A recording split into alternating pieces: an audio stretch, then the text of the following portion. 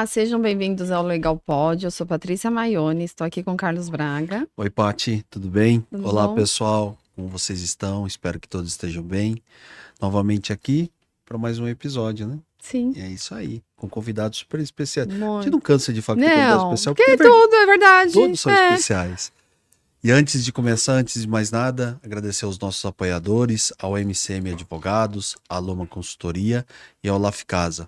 Pessoal, pedi para deixar aqui o endereço, o vídeo que está passando aí para vocês acompanharem os produtos da Laf Casa, que é imperdível, é sensacional.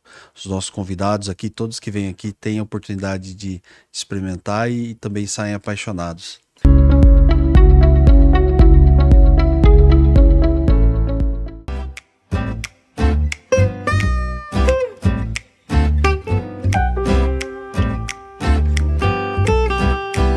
Sim, É isso sai aí. mesmo. Hoje nós estamos com o Dr. Jair Azevedo. Seja bem-vindo. Obrigada por ter aceito o nosso convite. Eu é que agradeço o convite. Muito honrado. Que bom. Dr. Jair é advogado sênior com mais de 20 anos de experiência em contencioso, consultivo e preventivo nas áreas civil, empresarial e trabalhista. Especialista em direito do terceiro setor, políticas públicas e governança corporativa, com foco em gestão de riscos e compliance. Liderou equipes de alta performance em organizações como Espro, Fundação Faculdade de Medicina e JFAS Consultoria Jurídica. É Isso, né? a minha própria consultoria. Sua consultoria, vamos falar mais sobre ela. Destaque na internalização de processos, redução de custos e aumento de eficiência jurídica com resultados expressivos em contingenciamento e inadimplência. E atuação estratégica em comitês de crise, inovações tecnológicas e desenvolvimento de padrões de serviço jurídico. Uau, que currículo, né? Conta um bom. pouquinho para quem está nos assistindo, um pouquinho mais sobre essa sua... Minha trajetória. Exato. Bom, eu sou do interior de São Paulo, do Vale do Ribeira, né? De uma região que temos mais verde do que indústrias, né? Ainda temos essa questão. Vim para São Paulo para poder fazer o direito. Primeiramente, iniciei fazendo letras, né? E em São Paulo, eu fui bancário lá no início da minha trajetória de trabalho. E depois que saí, então, do banco, fui trabalhar num escritório de advocacia, de Marechal Almeida, conhecido, um conhecido escritório de advocacia, onde inclusive tive o prazer de conviver aí com o Márcio Marchese. Fomos estagiários juntos. Uau! Tá entregando a idade. Fomos estagiários juntos lá. Um lugar onde eu deixei muitos amigos, né? Porque são expoentes hoje no direito, principalmente no direito do trabalho. E só que eu fui para um outro caminho, né? Eu não fiquei especificamente no direito do trabalho, não que eu não tenha trabalhado com o direito do trabalho, mas eu fui para o direito público, para o direito administrativo, fui para o direito do terceiro setor, atuando então no terceiro setor na Fundação Faculdade de Medicina, que é uma fundação de apoio ao HCFM USP, né, ao HC, e a própria Faculdade de Medicina da USP. Então seria o braço privado dessas duas autarquias, né?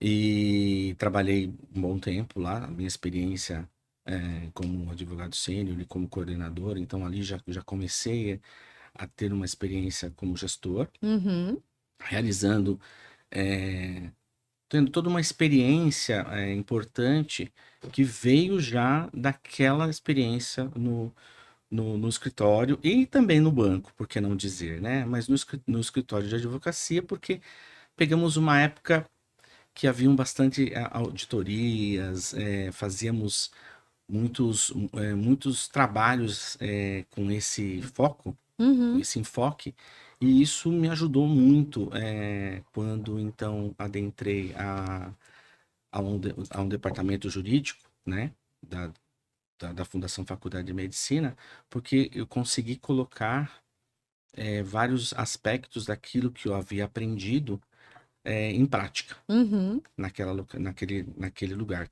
Tive a oportunidade, né? Porque para a gente poder fazer esse trabalho, você tem que ter a oportunidade para. Sim. Tive a oportunidade de fazer e desenvolver, então, um excelente trabalho naquela instituição.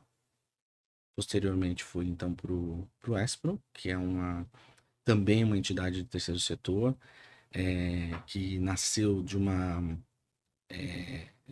iniciativa do Rotary Club de São Paulo, né? E há vários Rotary Clubs, né? Mas tem o Rotary Club ali do Higienópolis, e nasceu dessa iniciativa, cresceu, é Uhum. uma entidade que faz aprendizagem, É isso que eu então ia comentar, para falar um pouquinho com a faz pessoa que está em aprendizagem, casa, o Espro. precisa entender um pouquinho, porque tem a lei da aprendizagem, assim como nós temos as cotas para os Sim, PCDs, sim, nós temos as cotas para o aprendiz. sim. Então, as empresas necessitam, né, que cumpram essa O cota meu escritório já precisa. Ter. de aprendizes. É.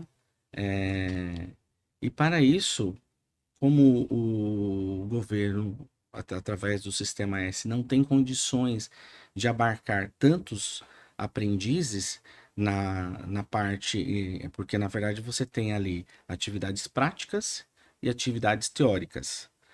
Então, o Sistema S não tem condições de assumir toda essa parte das Uhum. atividades teóricas de todos esses. Sim. Então, a lei proporcionou então a possibilidade de entidades sem fins lucrativos que já realizavam, inclusive, esse tipo de trabalho, né? Uhum. Quem nunca ouviu falar das guardinhas Guarda mirins, né? Mirim, lá em E daí Piraju por era diante. forte, esse É? Guarda Mirim, Tinha os campos também, os né? campos, sim. Então, sempre haviam pessoas ligadas à filantropia que realizavam esse tipo de trabalho para inserir pessoas mais vulneráveis no mercado de trabalho, sempre se preocupado de prepará-los para o mercado de trabalho. E essa lei ela vem contemplar essa questão, né? Então, o ESPRO passa a crescer nesse sentido. Trabalhei durante 8 anos no ESPRO, parte como advogado sênior e grande parte como gerente jurídico. E é uma entidade que, quando eu saí de lá no ano passado, tinha aproximadamente 18 mil jovens aprendizes no Brasil. Que legal. Então, a gente Muito tinha um expressivo. trabalho voltado a atender essa demanda de E tem pessoas. muita gente que eu acho que nem conhece, né? Tem muita gente que não conhece, mas tem muita gente que conhece, né, Bianca? Que legal. É muito legal quando você chega em vários lugares, né? Quando você vai fazer uma reunião com o gerente, com o jurídico de um banco, e um advogado, se apresenta como sendo um ex-aprendiz ESPRO. Quando você. Em vários lugares Vários. aconteceu essa mesma situação, sempre com muita alegria. Eles vêm se apresentar pra gente sempre com muita alegria.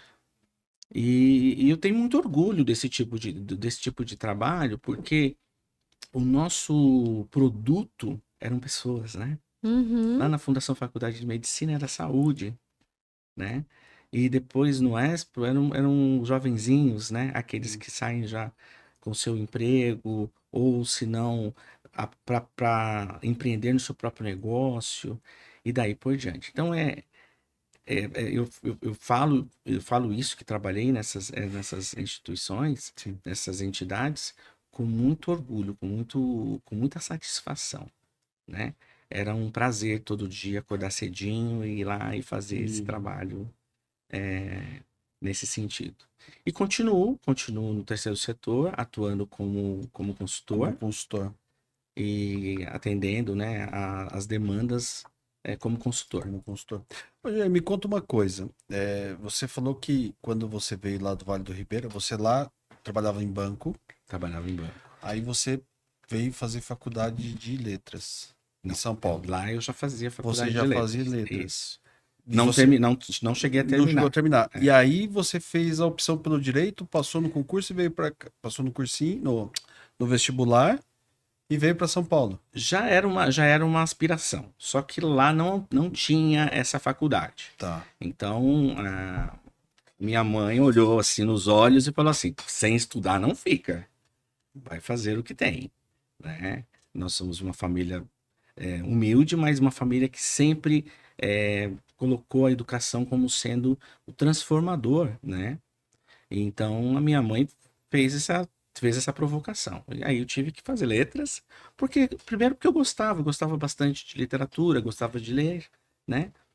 Então fui fazer letras, mas não terminei. E seguidamente, já com 19 anos, adentrei ao banco por concurso público, né?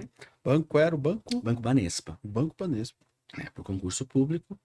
E depois, então, consegui uma transferência aqui para São Paulo e entrei Então na você faculdade. fazia faculdade e trabalhava no banco. Fazia E faculdade. nesse período trabalhava no você banco. não estagiou, você ficou o Não, período não. todo, Período todo. até quando concluiu a faculdade, aí sim que você. Eu entrei num plano de demissão voluntária no quarto ano de faculdade.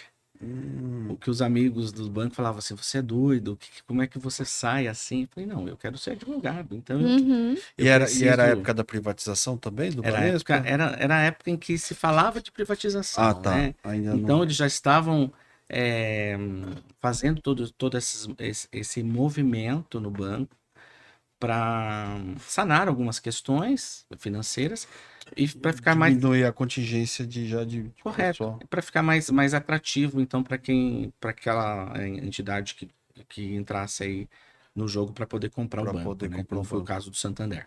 Que aí. E quando você iniciou, aí o seu estágio então foi primeiro no Demarest, Foi no Demarest. porque é outra guinada, né? Você veio pro direito. Aí depois você veio no Demarest. Aí dentro do Demarest, ali bom, deduzo eu que a maioria dos clientes do Demarest são clientes privados, né? São empresas. Sim. E aí você caminha pro, Por outro caminho. pro outro por caminho. Aí você é, vem pro terceiro setor ou pro terceiro setor, pro público. público, né?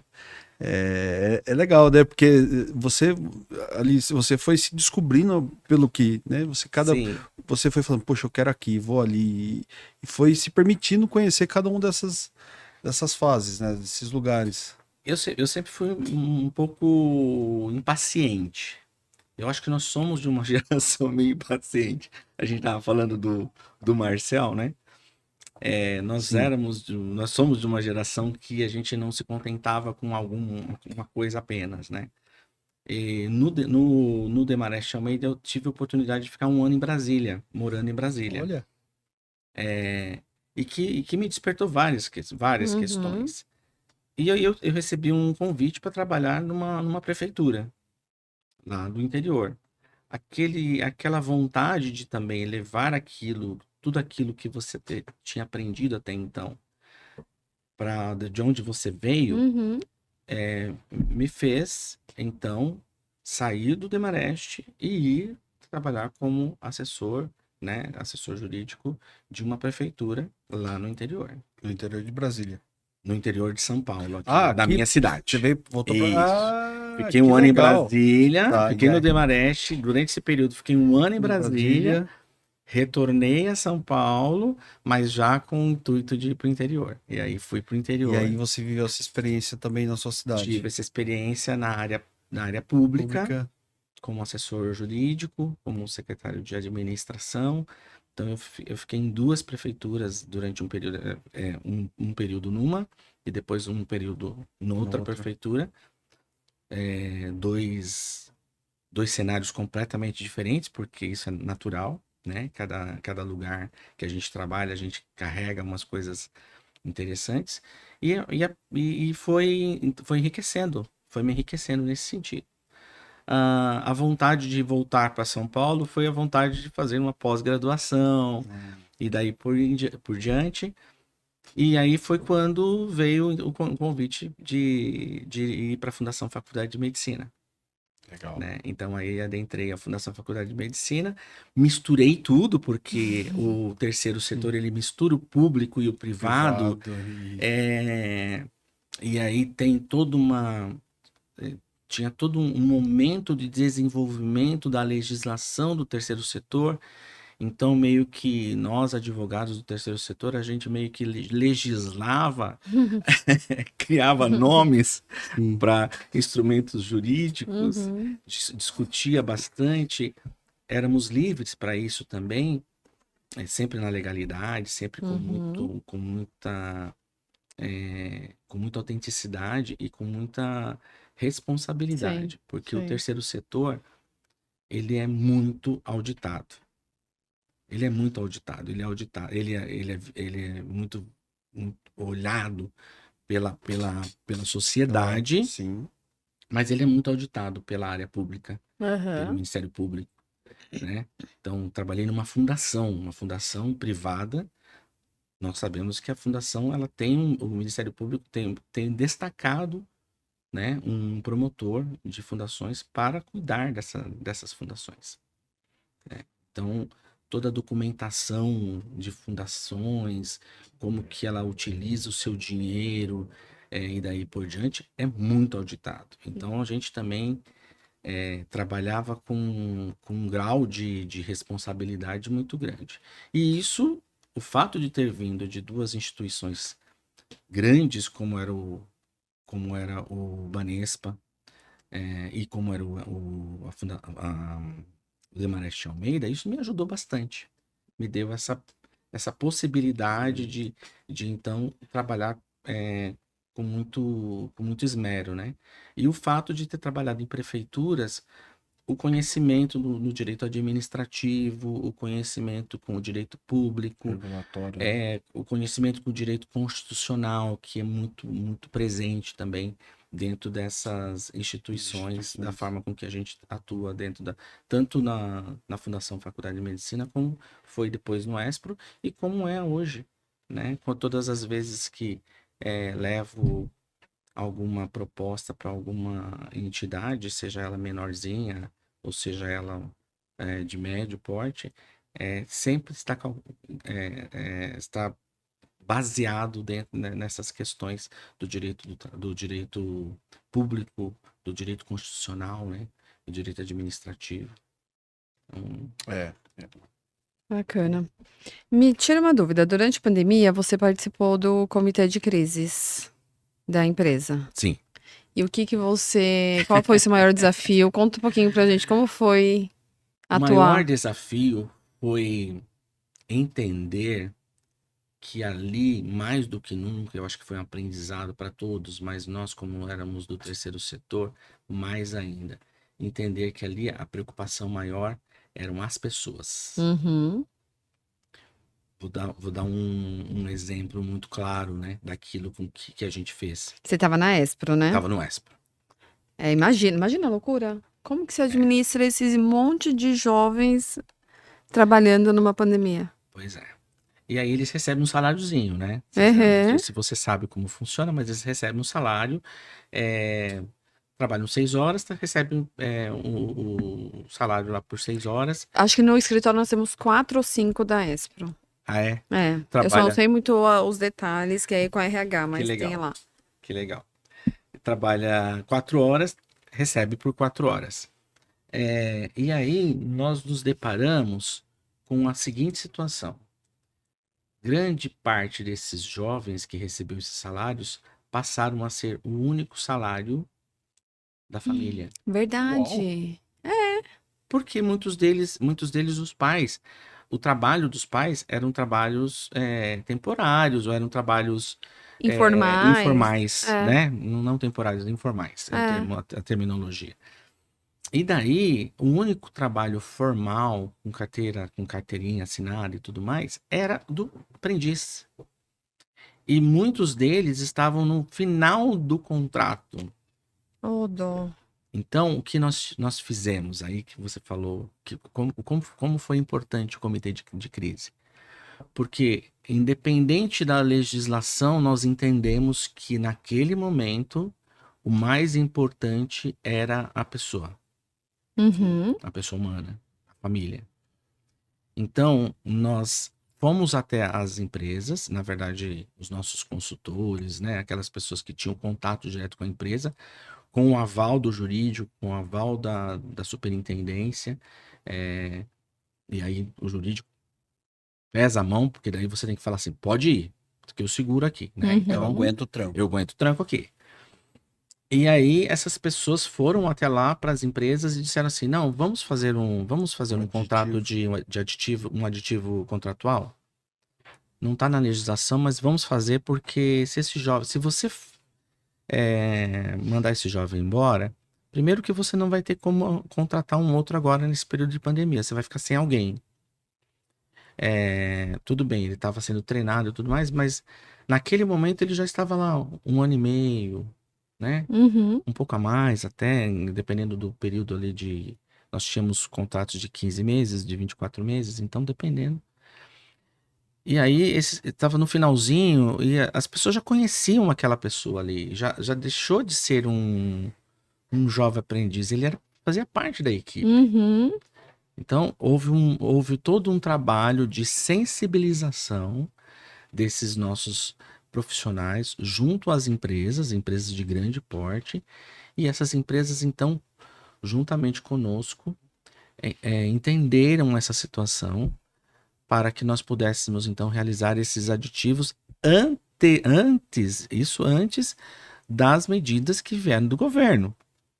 As medidas depois, as medidas vieram do governo um mês depois, alguma coisa assim. Só que um mês É muito. é muita coisa. É relativamente. É relativo o tempo, né? Mas nesse caso é muito.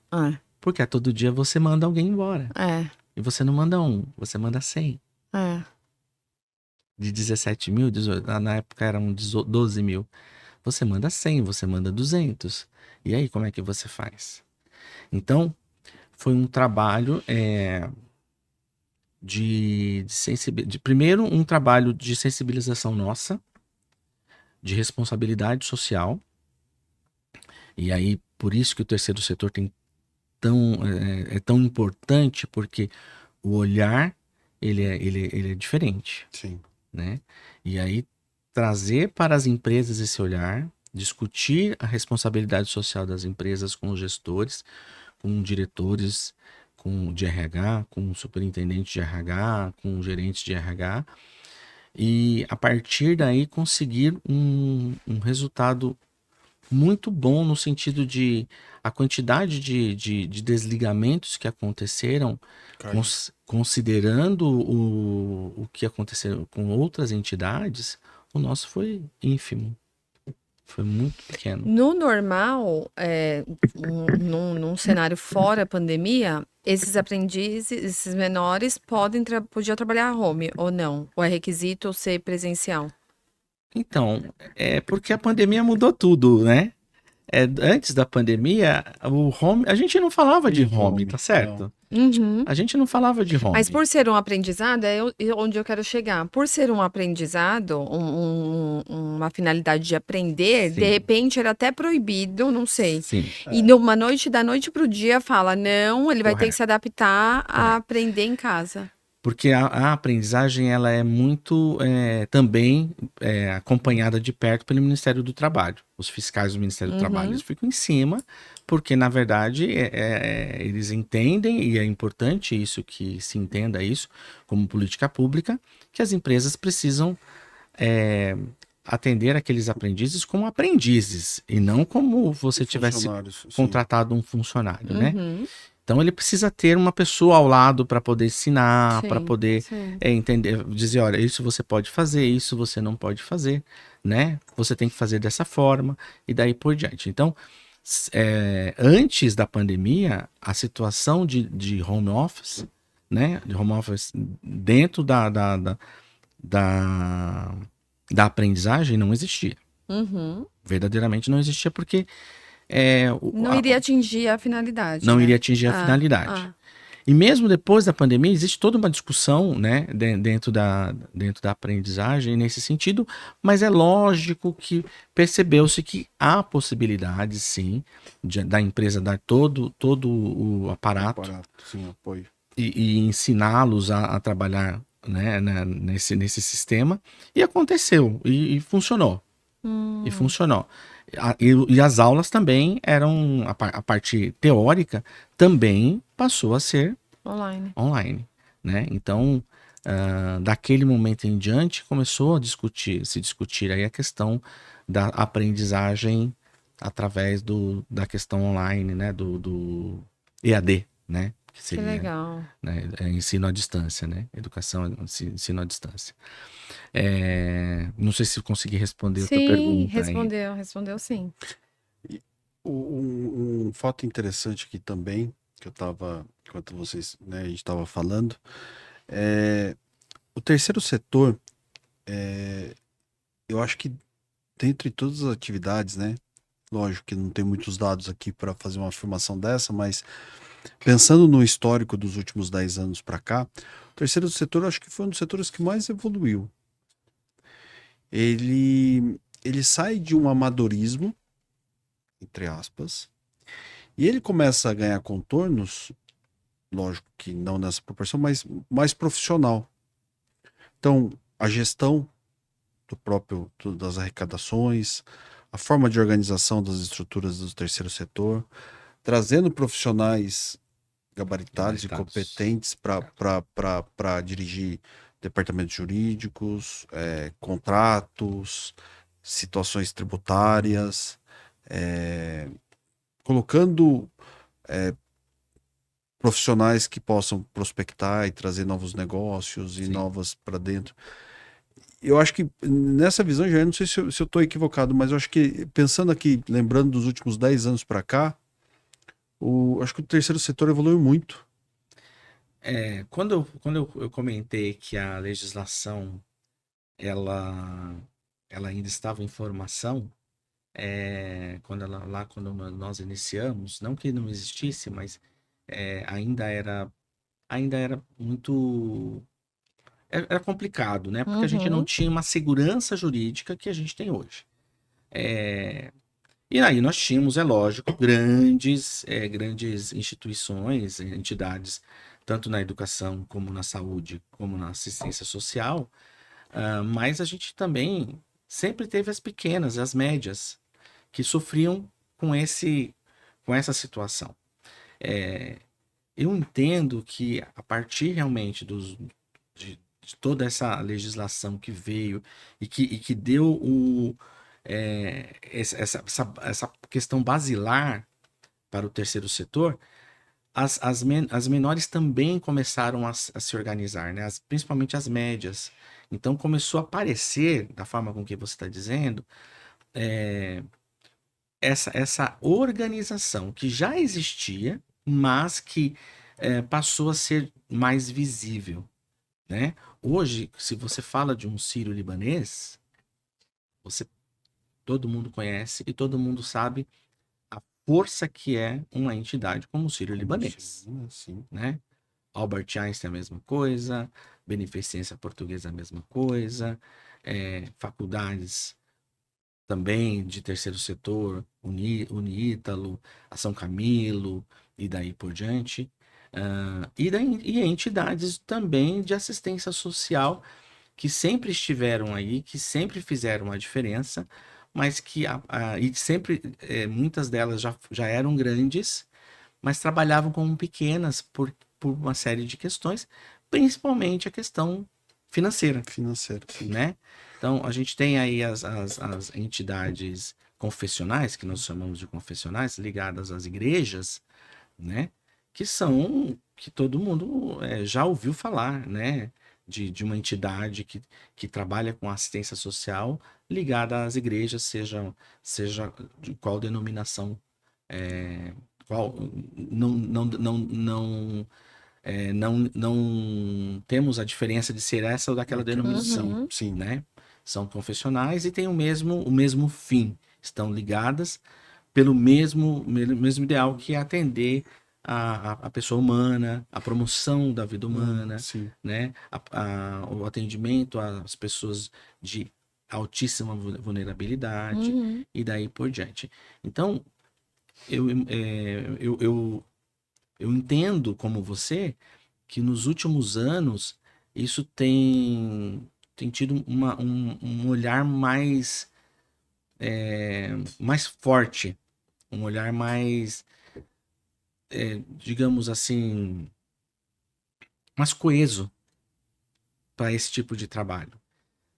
Deixou-se de ter aquela ideia de que é um sacerdócio, é um trabalho. Que é o terceiro setor, como se fosse um coitadinho, né? É um Não, trabalho. Ah, você trabalha lá no terceiro setor, você não precisa receber, né, cara? sim, sim. Né? É voluntário. É voluntário. Não era isso que a gente ouvia falar? Ah, Sim. ONG. Ah, você vai trabalhar na ONG, né? Que todo mundo, ONG, né? Na verdade, a terminologia hoje é OSC, né? Mas vai trabalhar na Eu não ONG, sabia. Não é mais ONG. Organização da Sociedade Civil. É OSC, então. Isso. O termo ONG, ele caiu. Não, Não que ele ele é caiu, utilizado. Ele é sim, utilizado porque mas é não governamental, mas tá certo? hoje A terminologia. A OSC. terminologia. Nossa. E aí, então, tem essa questão do sair dessa ideia do sacerdócio. Eu Sim. acho que isso é importante a gente colocar. Então, por isso que é importante que tenha um departamento de marketing, que tenha um departamento de captação, Sim. que tenha um departamento jurídico forte, que tenha um financeiro arrojado, que tenha uma superintendência, um conselho que entenda o que tá acontecendo. Então, isso tem sido conselheiros formados, né? Então, hoje você tem uma possibilidade de ter conselheiros formados aí no mercado, cada vez maior o número de profissionais conselheiros, e também estão no terceiro setor. No terceiro setor. Também estão no sim. terceiro setor, né? Então, é importantíssimo. O que Essa- você falou é uma realidade, sim, e tem esse viés. Até, Paty, só antes de só te cortando também, e eu acho que para você, acho que esse foi um grande desafio, né? Também de tava do lado da mesa e agora pulou pro lado de cá, né? E aí você porque assim, eu acho muito legal. Tem algumas coisas, eu não sei o sentimento, pelo menos eu tenho sentimento. Tem alguns temas que você fala assim, pô, eu faço, lógico, pelo dinheiro, ninguém, né? A não ser que você tenha uma vida que não precise, mas não, acredito na realidade da maioria das pessoas. E quando você olha assim, por exemplo, você pega um terceiro setor, é um estilo de trabalho cativante, né? É uma coisa que aquece o coração, você tá, sabe que a sua prestação de serviço é o dinheiro, mas você não para só ali, né? Você está trazendo Tem todo algo a mais, algo social, para o bem, para o desenvolvimento da sociedade, para aquelas pessoas que estão lá, estão vivendo daquilo. E eu acho que essa figura como consultor, e você agora vindo do lado de cá, acho que isso deve ser mais gostoso ainda. Deve dar muito, porque você consegue ajudar muito mais pessoas, né? E está em muitas outras entidades, né? Sim. Sim e não. Eu vou dizer por que eu não. Quando você. Primeiro que as entidades, tem muitas entidades que não têm a possibilidade de fazer uma contratação. Sim. E aí você tem que, na verdade, pesar aí, tem situações, inclusive, de pro bono. Pro bono, sim. Isso é uma questão. Outra questão é que você não trabalha somente com esse lado, você trabalha com outro lado também, que é um lado empresarial, que é levar para o empresariado a importância desse tipo de atividade, principalmente no momento em que a gente fala sobre ESG, né? Então, se tem a necessidade de você trabalhar sobre sustentabilidade, trabalhar sobre social, trabalhar sobre diversidade e daí por diante, precisamos que os gestores de grandes empresas entendam o que nós estamos falando, Sim. que nós possamos falar a mesma língua. E muitas das vezes nós nos deparamos com situações muito boas, no sentido de que há pessoas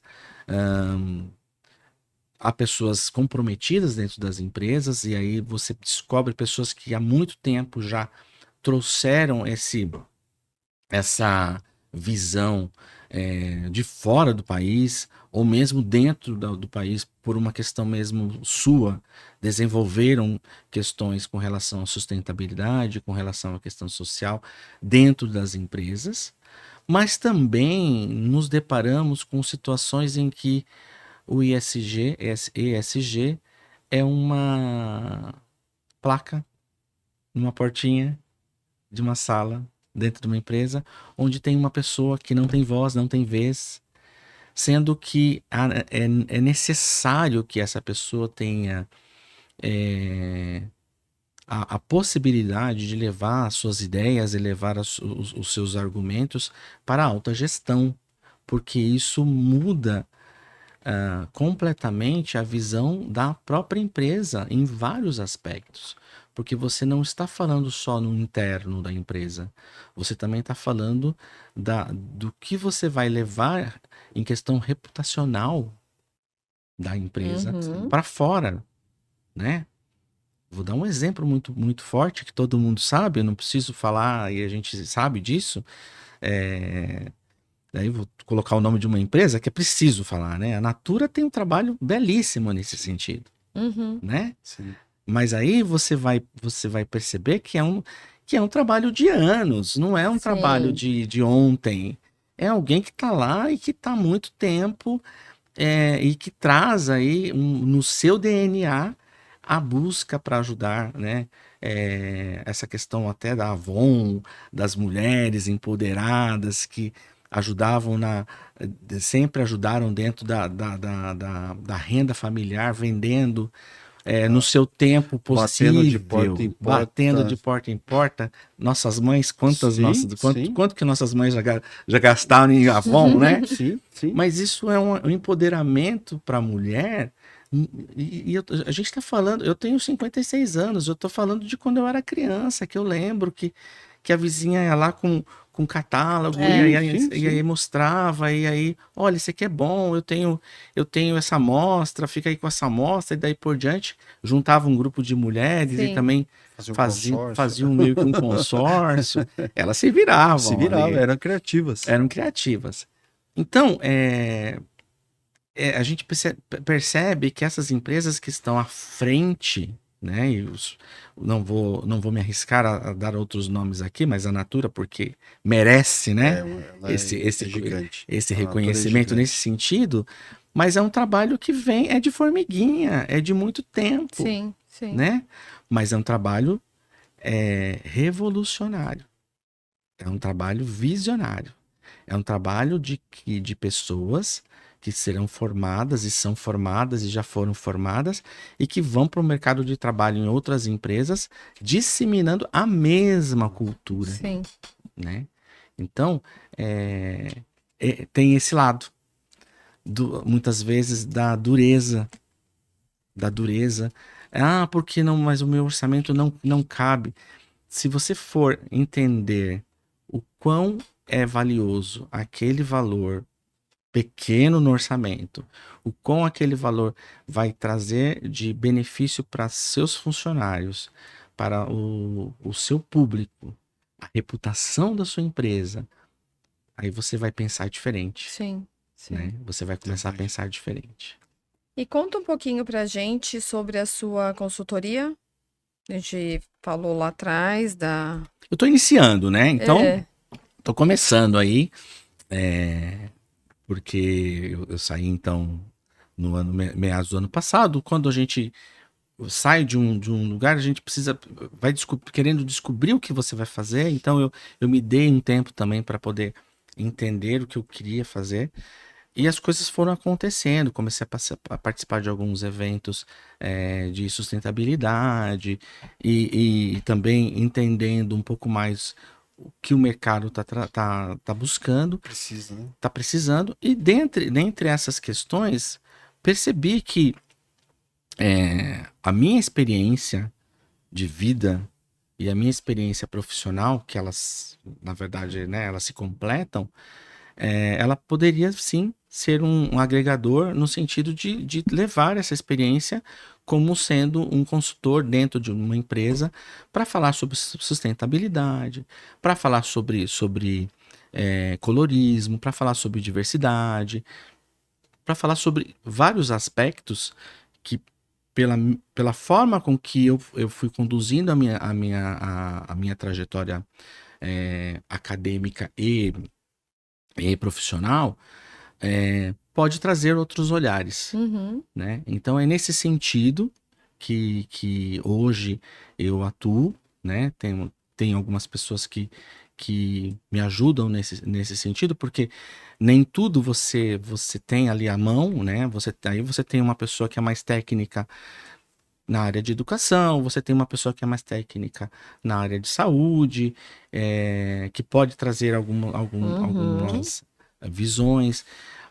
O fato de você trabalhar com essas questões que eu estou falando, muitas vezes precisa de alguém que conheça de RH, porque na verdade você vai ter uma série de desdobramentos, Sim. indo desde treinamentos até mesmo documentações de RH, né, regulatório de RH, Sim. que precisa ser analisado.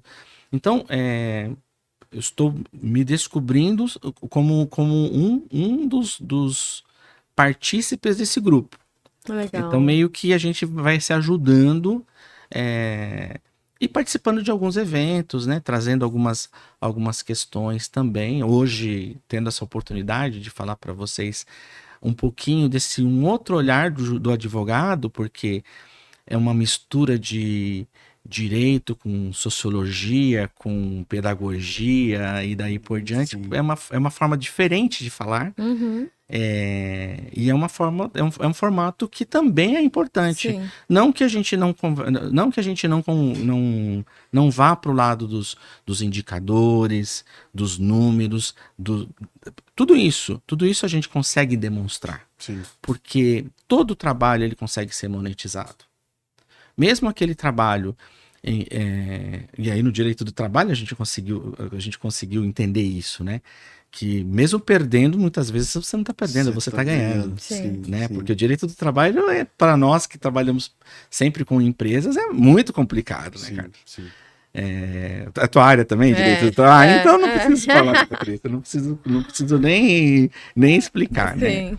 É muito complicado. Mas a gente precisa explicar, falar, Sim. olha, monetizar. Falar, tá, você tá achando que você tá perdendo aqui. Sim. Mas se você fizesse se você não fizesse desse jeito, Seria pior. seria pior, Exato. né? Então, é nesse sentido que a gente tem que trabalhar e como eu disse, é um trabalho de formiguinha, né? É, trazer essa, principalmente, eu acho que o importante mais acima de tudo dessas questões é trazer essa questão da parte reputacional para as Uhum. empresas, do Uhum. quão é importante você ter um profissional que entenda dessas áreas e que faça com que aquele pequeno orçamento consiga trazer Sim. benefícios para dentro Sim. e para fora da sua empresa. Porque à medida em que você começa a demonstrar essa dinâmica, isso torna-se grande, Sim. Sim. né? Isso torna-se grande. Bacana. Estamos indo nesse caminho. Que legal. legal. E aqui nós temos um quadro, Jair, que o nome do quadro é Que História é essa, doutor? E eu sempre olho para a Bianca aqui também e peço para ela rodar.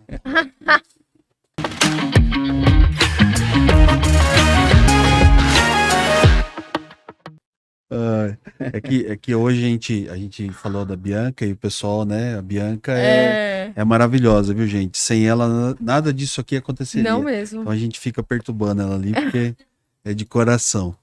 E tem um quadro que a gente. Que história é essa, doutor, né? Um fato. Contar uma história inusitada, um fato importante. História inusitada. Ou um fato importante, um Algo acontecimento. engraçado. Ou algo engraçado, um acontecimento que você se lembra, pô, esse caso eu participei e foi legal, o resultado foi importante. Lógico, né? A gente não sem nome, números, mas assim, um pouquinho do que você já viveu e que seria legal compartilhar com a gente. Eu fiquei um ano em Brasília, como eu disse para vocês, Sim. né? Foi um ano de experiências mil. Porque Brasília é um É outro mundo. É um mundo à parte. E aí, quando eu adentrei aquele mundo, e a gente é advogado de São Paulo, muito impecável, né? De escritório modelo, né? Aquela coisa de você usar só terno escuro, camisa clara, sempre a gravatinha muito bem alinhada e tudo mais. E aí ninguém sabe quem você é, É. porque você não tem nome ali, né? Porque na verdade você tem o seu nome, mas as pessoas não sabem se o seu sobrenome é ligado a alguém ou não, Aham. né? E aí, dentro desse modelo, quando eu adentrei, aí eu lembrei de uma história mais engraçada ainda. Quando eu adentrei ao escritório, um colega, né, viu a minha plaquinha, falou, não, mas como que você veio para cá? Eu falei, eu fiz uma entrevista e vim para cá. Não é assim que funciona. E aí, tenho uns amigos mais que gostavam de fazer umas pegadinhas. Falei, fala uma história aí. Inventa. Aí falou, tá vendo o sobrenome ali? Não, tô vendo. Dá uma olhada nessa publicação aqui. Aí tinha um ministro, na época, Nossa, que tinha o sobrenome. Tá vendo aqui? Tá vendo? Ah, entendi. Aí a menina que trabalhava com a gente ali, uma das assistentes, falou: Você não sabia? Você não sabia ele é sobrinho do cara? Pelo amor de Deus, você também é um desavisado. Você me fez esse tipo de brincadeira. E aí ficou por isso. E foi muito engraçado, porque depois poucos sabiam, né? Só os que estavam ali no meu. Que não era. O Marcel sabia, uma outra pessoa sabia, e a gente ria junto com relação a essa questão. E aí ele virou seu fã por. Ai, caramba. Porque tem pessoas que entendem essa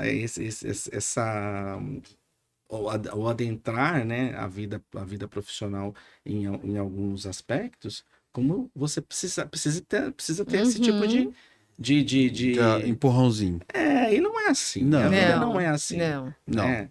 A vida O normal não Não, e não chega é ser até a ser assim, feio, né? que tira todo o seu mérito, né? Tá tirando todo o seu não, mérito. mas foi de- engraçado. Não, no final foi porque- assim. Sim. Foi engraçado, até porque não era especificamente da nossa equipe, era de uma outra equipe. Então, a gente meio que dava risada daquela Dessa situação, né?